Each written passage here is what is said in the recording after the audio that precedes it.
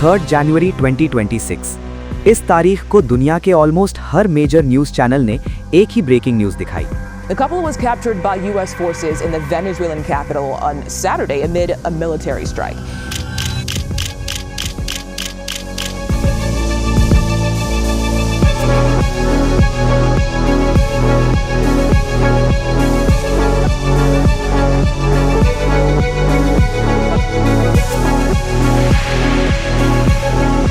United states ने Venezuela पर military action किया। एक्सप्लोजन्स कराकस में सुने गए और कुछ ही घंटों बाद वेनेजुएला के प्रेसिडेंट निकोलास मदुरो को यूएस कस्टडी में होने की कंफर्मेशन आ गई। ये नॉर्मल न्यूज़ नहीं है, क्योंकि मॉडर्न हिस्ट्री में ऐसा बहुत रेयरली होता है कि एक कंट्री डायरेक्टली दूसरे कंट्री के प्रेसिडेंट को मिलिट्री ऑपरेशन के थ्रू कैप्चर करे। इस इंसिडेंट के बाद दुनिया भर में सीरियस क्वेश्चंस उठने लगे। क्या ये इंटरनेशनल लॉ के अंडर अलाउड था? क्या यूएस को ऐसा करने का राइट है? और सबसे इंपॉर्टेंट, ये ऑपरेशन हुआ कैसे? इस वीडियो में हम एग्जैक्टली ये समझने की कोशिश करेंगे, ये पूरा ऑपरेशन स्टेप बाय स्टेप कैसे एग्जीक्यूट हुआ, इसके पीछे एक्चुअल रीजन क्या था, और इसका इम्पैक्ट सिर्फ वेनेजुएला पर नहीं बल्कि पूरी दुनिया पर क्या पड़ेगा। लेकिन सबसे पहले हमें थोड़ा पीछे जाना पड़ेगा और समझना पड़ेगा कि वेनेजुएला और यूएस के बीच टेंशन यहां तक आई कैसे। कभी वेनेजुएला दुनिया के रिचेस्ट ऑयल कंट्रीज में से एक था।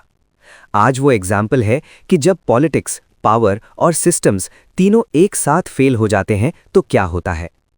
पिछले 10 सालों में इकोनॉमी कोलैप्स हो गई, करेंसी ऑलमोस्ट बेकार हो गई और मिलियंस लोग कंट्री छोड़कर चले गए।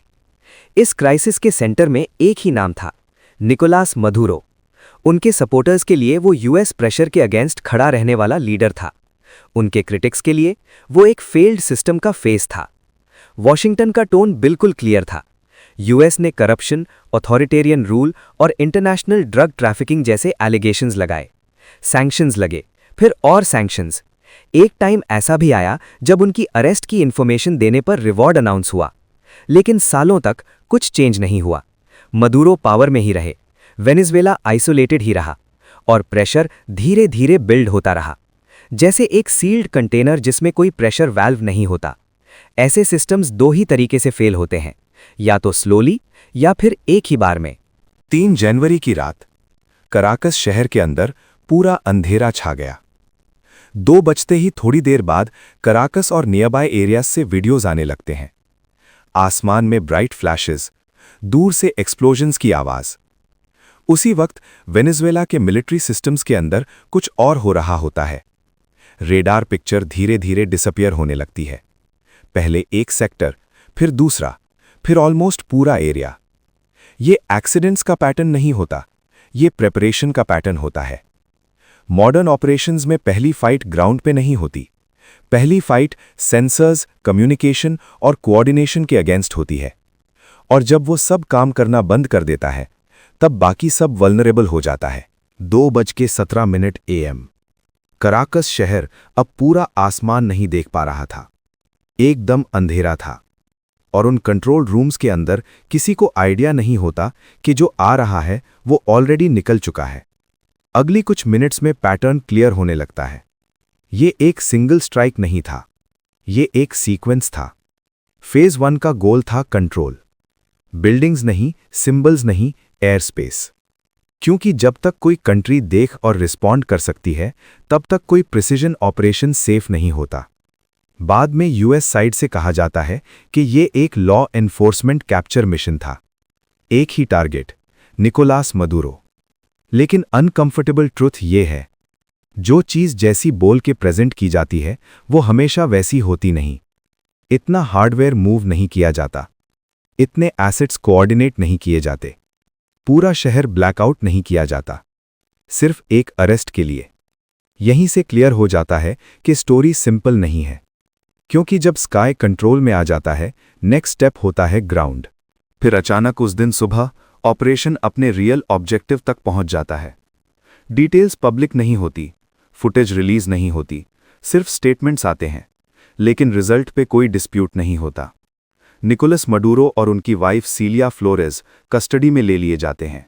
Not detained, not surrounded, removed. कुछ ही घंटों में रिपोर्ट्स आने लगती हैं कि वो वेनेजुएला में नहीं रहे, वो नॉर्थ अमेरिका लिए जा रहे होते हैं। मॉडर्न लैटिन अमेरिकन हिस्ट्री में पहली बार एक सिटिंग हेड ऑफ स्टेट को फिजिकली उसके कंट्री से बाहर ले जाया जाता है। जब दुनिया को ये न्यूज़ मिलती है, ऑपरेशन ऑलरेडी खत्म हो चुका होता है, टारगेट गॉन। लेकिन कॉन्सिक्वेंसेस अब शुरू हो रहे होते हैं, क्योंकि जब एक एयरक्राफ्ट कराकस से दूर जा रहा होता है, उसी वक्त ग्राउंड पे एक और स्टोरी शुरू हो रही होती है, और वो स्टोरी है अटैक की। ऑपरेशन के बाद नंबर्स आने लगते हैं, और वो नंबर्स एक दूसरे से मैच नहीं करते। वेनेजुएलन अथॉरिटीज क्लेम करती हैं कि इस रात अराउंड 100 लोग मरे। दूसरी तरफ कुछ रिपोर्ट्स मिलिट्री कैजुअल्टीज की लिस्ट्स दिखाती हैं। क्यूबा भी क्लेम करता है कि उनके पर्सनल भी इसमें मारे गए। सिंपल ट्रूथ ये है, इस मोमेंट पर एग्जैक्ट नंबर कोई इंडिपेंडेंटली कंफर्म नहीं कर सकता। लेकिन एक चीज क्लियर है, ये ऑपरेशन क्लीन नहीं था, और इसका भारी नुकसान कराकस शहर को चुकाना पड़ा। कराकस के लिए ये एक पॉलिटिकल अर्थक्वेक था। गवर्नमेंट साइड से स्टेटमेंट आता है, ये एक इल्लीगल मिलिट्री एग्रेशन है। इमरजेंसी मीटिंग्स होती हैं। रिपोर्ट्स के मुताबिक Delcy Rodriguez acting leadership role में आती हैं। एक कंट्री जो ऑलरेडी एज पे थी, अब एक वॉइड के ऊपर खड़ी होती है। वॉशिंगटन में भी ये स्टोरी क्वाइटली सेटल नहीं होती। US senate war powers resolution पर डिबेट स्टार्ट करता है। सवाल सिंपल होता है, क्या प्रेसिडेंट बिना कांग्रेस अप्रूवल के ऐसे ऑपरेशंस कर सकता है? ये सिर्फ वेनेजुएला का इशू नहीं रहता, ये अमेरिकन पावर की लिमिट्स का इशू बन जाता है। लीगल एक्सपर्ट्स एक और डेंजरस सवाल उठाते हैं, अगर ये लॉ एनफोर्समेंट था तो एयर डिफेंसेस क्यों स्ट्राइक हुए? और अगर ये मिलिट्री ऑपरेशन था तो इसे वॉर क्यों नहीं कहा जा रहा?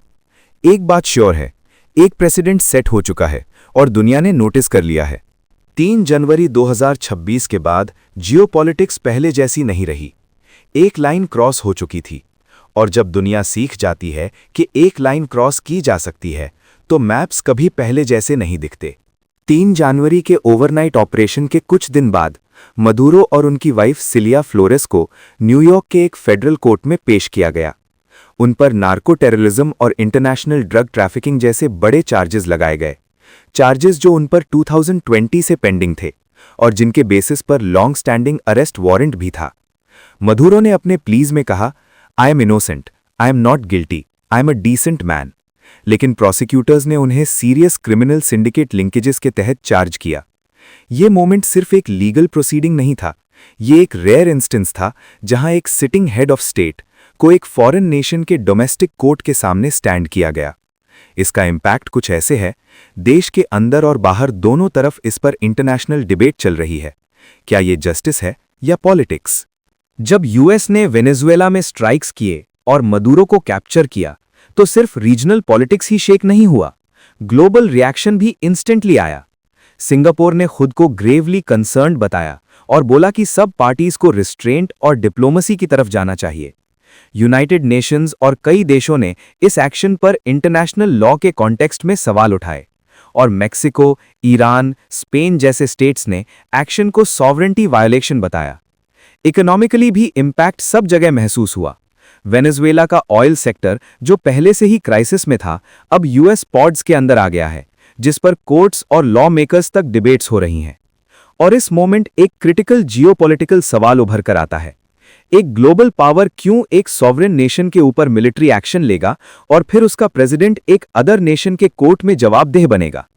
ये क्वेश्चन सिर्फ वेनेजुएला के लोगों के लिए नहीं, दुनिया भर के लीडर्स और इंस्टीट्यूशंस के लिए है।